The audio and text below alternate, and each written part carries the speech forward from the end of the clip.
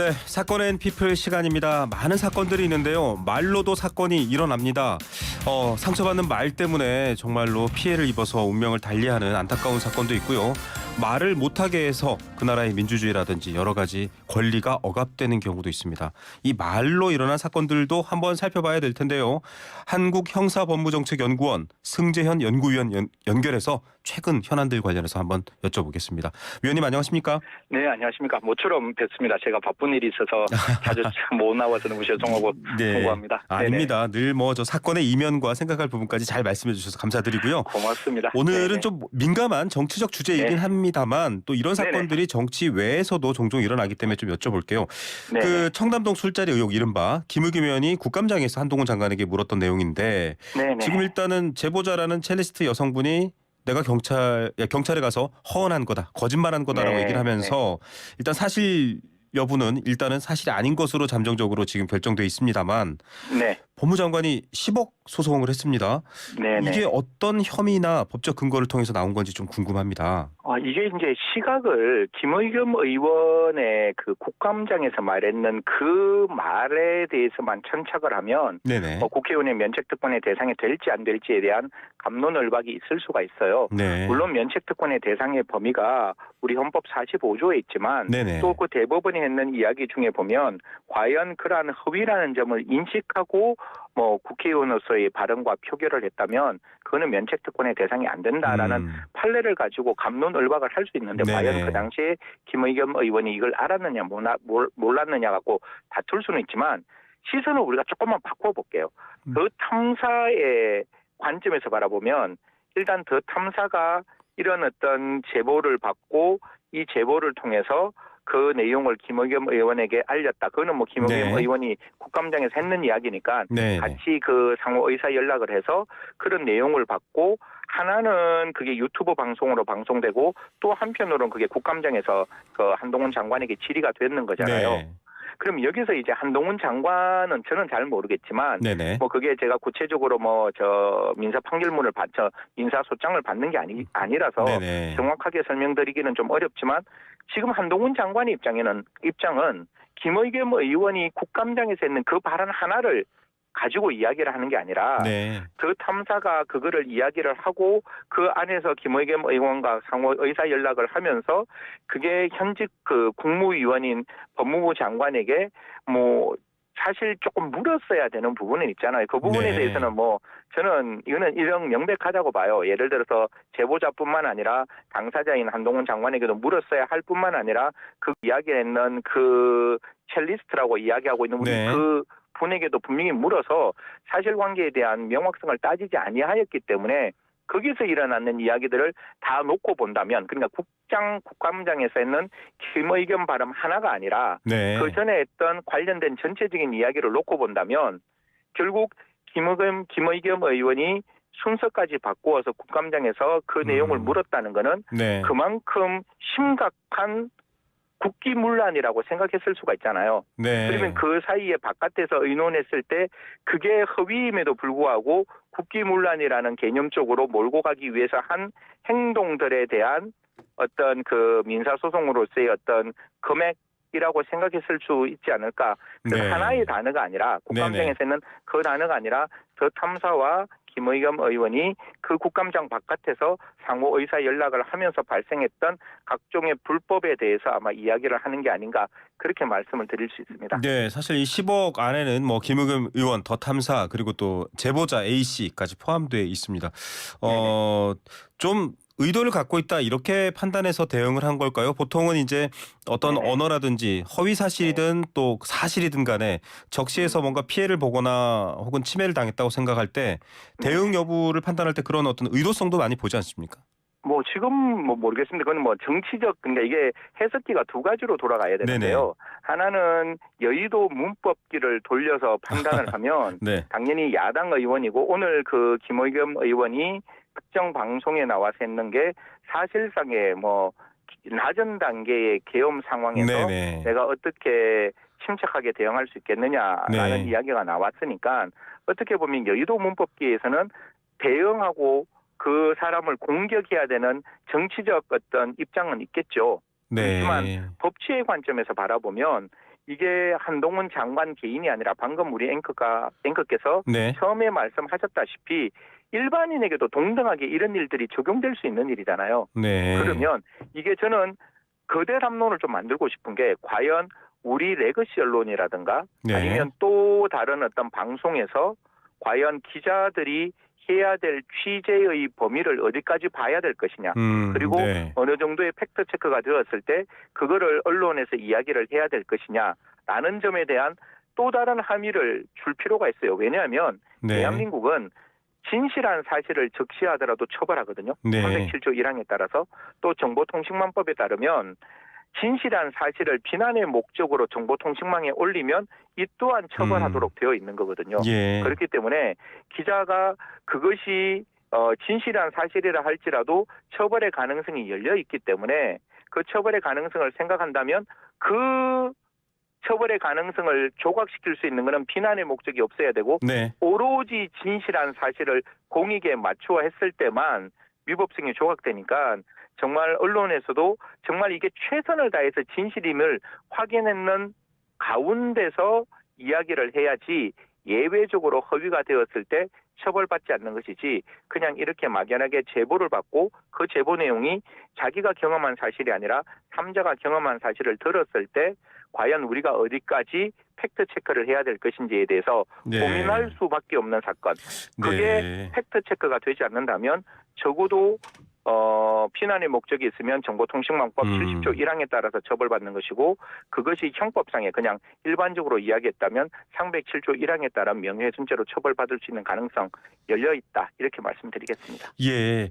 자, 뭐 저희가 앞서 이제 지금 본인은 부인했습니다만 이세창 자유총연맹 총재 같은 경우도 좀 예, 앞서 약간 오해 살 만한 뭐 윤석열 그럼요. 한동훈 네. 얘기를 내가 뭐 여기서 할 수는 없고 이러니까 마치 그런 오해가 있었습니다. 근데 그 목적 여부를 봐야 한다. 공익성 여부를 따져야 한다라고 얘기하셨는데 면책 특권이 되느냐 안 되느냐도 지금 좀 쟁점인 것 같아요. 그러니까 지금 이 시각이 국회에서 행한 발언 아까 제가 제일 처음 말씀했다시피 그 김의겸 의원이 저는 그래도 우리나라의 공당이고 제1의 야당이고 그 제1의 야당인 대변인께서 허위인 걸 알면서도 그렇게 말씀을 하셨다라고는 생각하고 싶지 않는 거예요. 저는 네. 국민의 한 사람으로. 네. 그러면 김의겸 의원이 거기서 진실하게 이야기를 했을 때 이 경우에 면책특권이 될 수 있는 가능성은 열려 있는데 네. 문제는 그 이야기가 국회 안에서 이야기했는 게 아니라 그 이야기를 국회 바깥에서 또 이렇게 인터넷 매체와 함께 이야기를 네. 했던 부분이 있으니까 네네. 그 부분이 이제 문제가 되고 그 부분은 명확하게 면책특권 바깥이라는 걸 말씀드리고 싶은 거죠. 예. 예를 들어서 제보자가 그런 이야기를 했을 때 국회의원이 직접 그 내용을 찾고 그 당사자에게 물어보고 네. 그게 진실한 사실로 판단되고 그게 한 국무위원의 직무에 어떤 관련성이 있어서 이런 이야기를 국민에게 알리는 게 국민의 알 권리에 적합하다고 생각해서 이야기를 했으면 문제가 없는데 그 국회 바깥에서 김의겸 의원 스스로 내가 같이 함께 뭐 그쪽에서 뭐 협업이란 단어를 썼는데 아마 의사 연락이 있었다 이 정도 의미일 거예요. 네. 의사 연락을 했기 때문에 그 부분에 대한 이제 면책특권의 대상이 될 수 없는 부분을 분명히 우리는 지적할 수밖에 없는 거죠. 예. 국회의원으로서 국감장에서 여러 가지 견제 감시 차원에서의 질문이 아닌 부분의 영역은 면책특권을 적용하기 어려운 측면이 있다 이런 설명이셨습니다. 그렇죠. 예, 참 국민들이 좀 마음 쓰지 않도록 잘 진실에 맞게끔 해결됐으면 좋겠습니다. 저도 그렇습니다. 네, 다른 주제로 좀 넘어가 볼게요. 이거 너무 안타까운 사건인데요. 네네. 청담동 스쿨존, 그것도 학교 바로 앞에서 9살 아이가 생명을 잃는 사고가 있었습니다. 근데 이게 논란이 많아요. 이분이 사고를 내고 차를 다른 곳에 주차하고 40초 정도 지나서 나타났는데 피해자 측이나 주민들은 왜 뺑소니가 아니냐라고 하고 있고 경찰은 법에 따져봤더니 뺑소니 아니다 이렇습니다. 일단 사건 자체부터 먼저 여쭤볼게요. 어떻게 봐야 됩니까?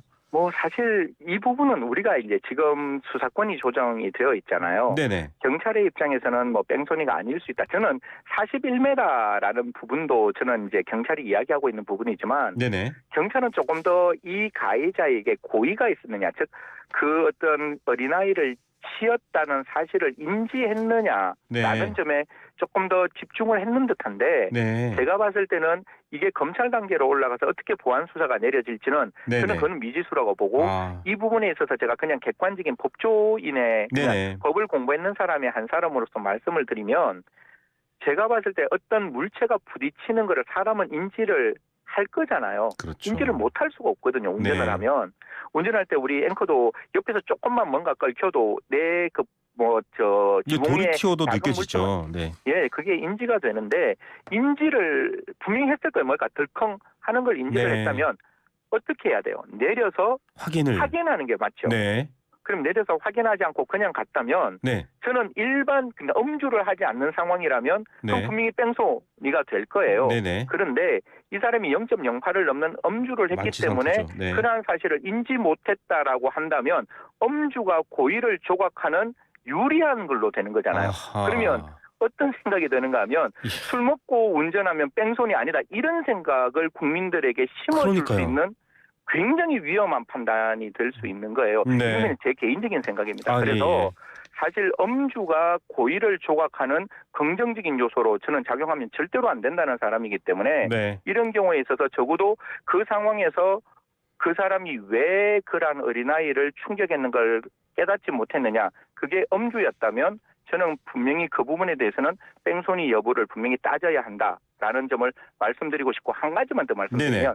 그러면 그 정도로 아이를 충격했다는 걸 몰랐다면 과연 그 음주가 정상적인 운전을 하게끔 할 정도보다 더 강한 음주 상태가 맞잖아요. 네, 그렇죠. 우리나라는 이게 죄명이 되게 웃긴 게 음주운전 치사상이 아니라 네. 위험운전 치사상이에요. 아, 그래서 네. 음주가 운전을 곤란하게 할 정도가 되어야 그 위험운전 치사상이 적용되는데 여기 네. 우리 경찰은 위험운전 치사상도 적용 안 했거든요. 네, 맞습니다. 그러면 음주로 아이를 충격하는 것조차도 몰랐는 상황이면 네. 제가 봤을 때는 위험운전 치사상도 적용하는 게 맞다라고 보고 예. 그래서 저는 뺑소니도 적용돼야 되고 위험운전 치사상도 적용돼야 되고 우리가 흔히 말하고 있는 민식이법도 네, 적용되어야 스쿨존. 되는데 지금 같은 경우에는 죄송합니다. 아, 네. 민식이법밖에 적용되지 않아서 그냥 법리적 판단으로는 좀 아쉬운 점이 분명히 있다.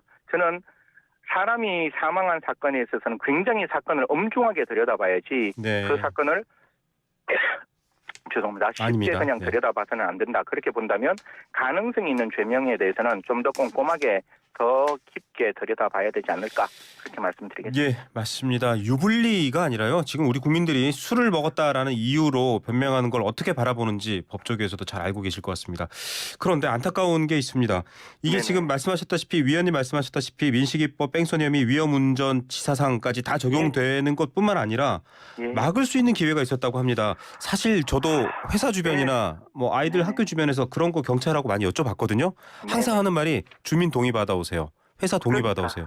예. 근데 이것도 지금 안전 보행 설치가 안 됐습니다. 이거 너무 행정적으로 이런 사고가 일어날 위험이 높은데 왜 처리가 안 됐는지 이거는 좀 사건 자체가 아니라 좀 제도적으로 봐야 되지 않나요? 그렇죠. 저도 앵커하고 100% 공감을 하는데 지자체가 왜 존재를 하겠어요?